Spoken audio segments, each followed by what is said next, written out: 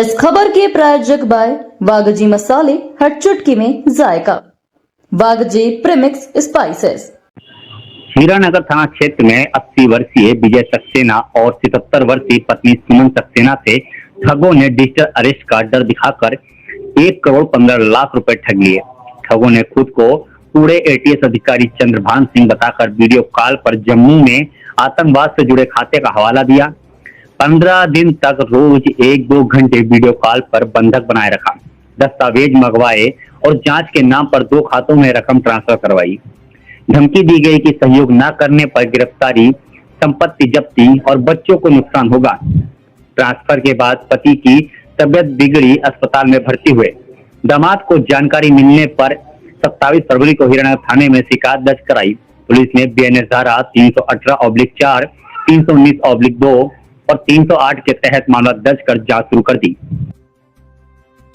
एक senior citizen जो दंपत्ति है, उनके साथ डिजिटल अरेस्ट का मामला सामने आया है। मामला में 15 तारीख को उनके पास एक फोन आया और उनको वीडियो कॉल था जिसमें कि भर्ती में वो व्यक्ति था। उसके द्वारा ये बताया कि आप पुनः एटीएस से बोल रहा हूँ, चंद्रभान नाम बताया अपना, और उसने बोला कि आप ये जो पुलवामा में और पहलगाम में जो आतंकवादी हमला हुआ था उसमें एक आरोपी को हमने पकड़ा है, अफजल खान को, और वो उसके द्वारा बताया गया है कि आपके द्वारा जो आपने ऐसे मदद की थी और मनी लॉन्ड्रिंग का पैसा जो आया था अकाउंट में, उसमें 70 लाख का कमीशन आपको मिला है। अतः आपको अपने जो बैंक अकाउंट में है उनकी चेकिंग करानी होगी। फिर लगातार अलग अलग दिनों में फिर वो फोन कट गया। उसने बोला कि हमारा कोई HDFC बैंक में खाता नहीं है। फिर अगले दिन फोन आया, फिर उसके 2 दिन बाद फोन आया, फिर अलग अलग व्यक्ति फोन करने लगे और वीडियो कॉल पर लेकर उसको डिजिटली अरेस्ट किया गया। और उससे लगभग ये बोला गया कि RBI की गाइडलाइन है, इसमें आप एक बैंक में आपको पहले RBI के एक अकाउंट में पैसा ट्रांसफर करना होगा।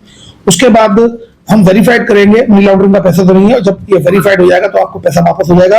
अगर आपने इन्वेस्टिगेशन में सहयोग नहीं किया तो फिर आपको अरेस्ट कर लिया जाएगा। तो उस तरह उसको नया धमकाया गया और वीडियो कॉल पर रखा। और उसके FD 2 FD थी, एक पति की थी, वो इसकी खुद की थी।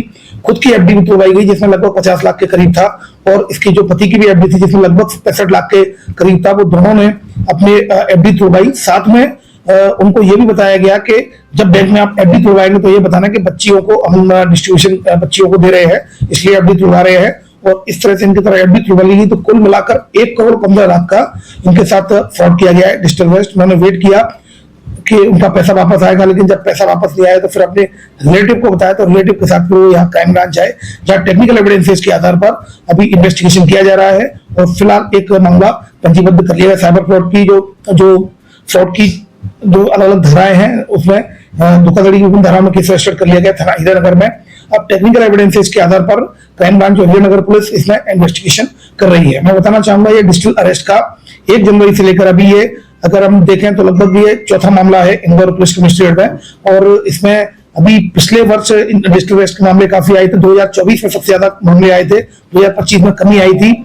अभी भी फ्रिक्वेंटली यदा कदा ऐसे मामले आ रहे हैं। तो फिलहाल अभी ये 4था मामला सामने आया है और इसमें लगातार इसमें कार्रवाई की जा रही है। इनको 15 तारीख से लगभग 30 तारीख तक अलग अलग दिनों में, एक दिन में फोन किया, फिर उसके अगले दिन 1 घंटे के लिए फोन किया, फिर अगले दिन फोन किया, अलग अलग समय में इनको फोन किया और उसके बाद फिर इनको डिजिटल अरेस्ट रखा गया। फिलहाल इसमें धोखाधड़ी की धारा में केस रजिस्टर कर लिया गया है। और साथ में अभी इसमें जैसा कि मैं बताना चाहूंगा सभी लोगों को, डिजिटल अरेस्ट जैसा कुछ भी नहीं होता। कानून में केवल फिजिकल अरेस्ट का प्रावधान है। लॉ एनफोर्समेंट एजेंसी कभी भी आपका पैसा ट्रांसफर नहीं कराती। अगर आपका अकाउंट सस्पेक्टेड है तो उसको ब्लॉक किया जाएगा, लेकिन कभी भी उसमें से पैसा ट्रांसफर नहीं कराया जाएगा।